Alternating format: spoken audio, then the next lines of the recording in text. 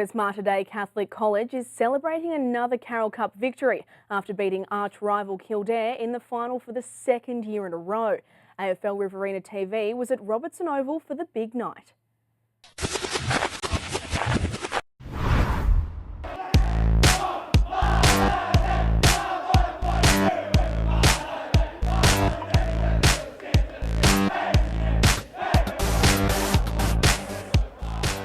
Well done, boys. Carroll Cup premiers again. Stu, you must be a proud man. Oh yeah, thanks heaps. I can't even describe the feeling right now. I'm so just proud of all the boys, like all the stuff that stuff that we went through that game, and just to get over the line for the school as well as just for all our crowd and our fans and just the players and the coaches as well. It's just unreal. Luke, best on ground, mate. Congratulations. You must have known you were in a blue from the start, and it didn't get any easier for the first three quarters. What did you think, and how did you keep your resolve in that time? Yeah, well, the first sort of three quarters was to scrap the whole game really, but the first three quarters we just had to keep our heads really and just keep the footy going our way.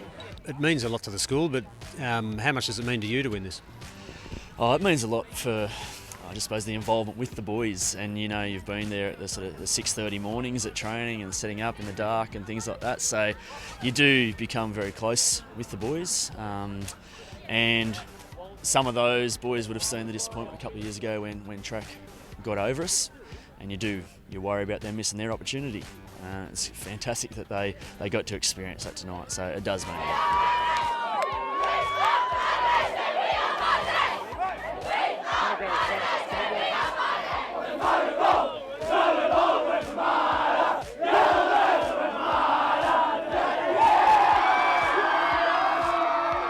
Yeah, well, it's pretty disappointing to lead for everything but the last minute and a half of the game, I suppose. That's life. You win some, you lose some, and we just weren't quite good enough in the end. You were really good for three quarters, and particularly that second and third quarter, you must have been really happy with what you were seeing from your blokes. Yeah, look, you asked for 100% commitment, and we got it. All the boys. Look, I couldn't ask them for any more than what they gave. Mater Dei, to their credit, got their running game together in that last quarter and ran over the top of us.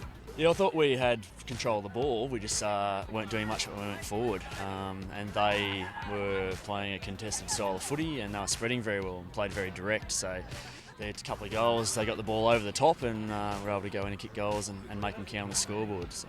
What did you say at half time? And the second part of that question is, what did you think 5 minutes after half time?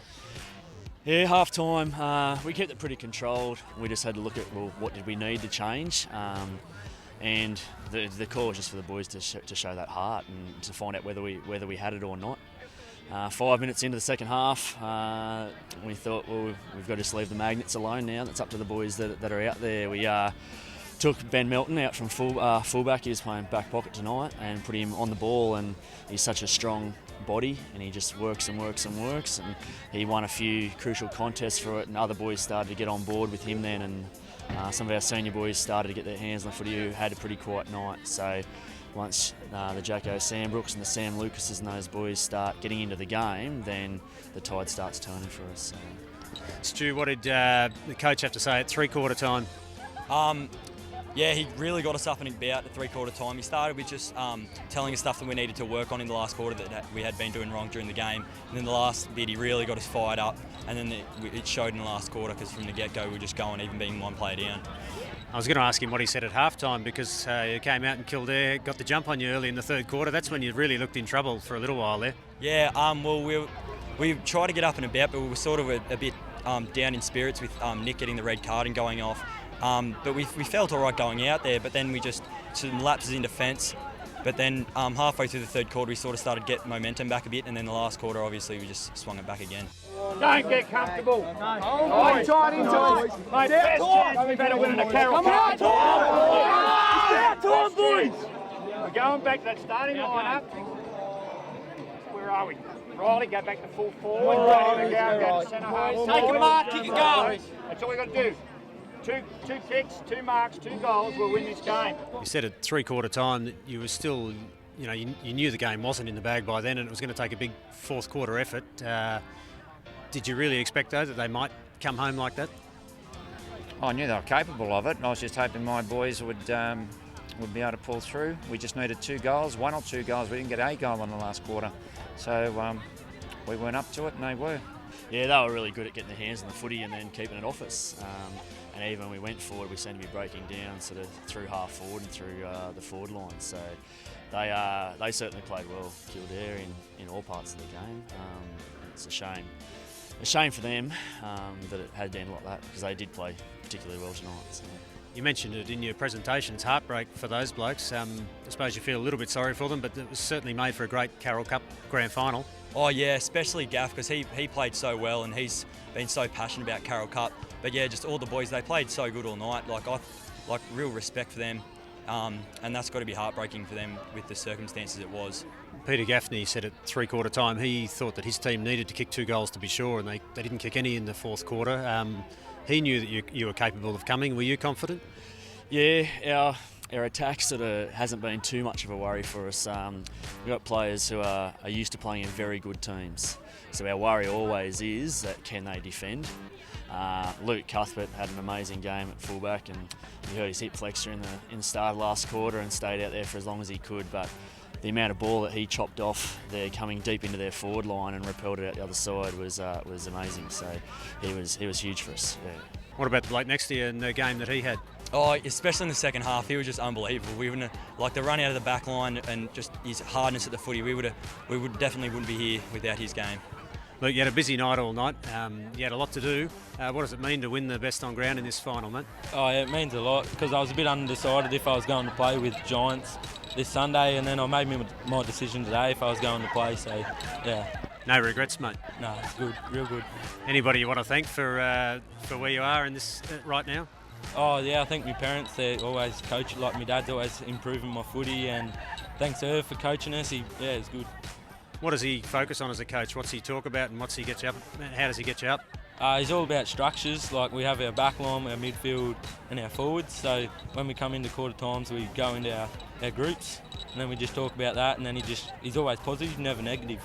I could sense it from talking to Stu how much it means to the players. Have you got an idea of why it means so much to these kids? I think it's something that they've grown up, come in and watch themselves.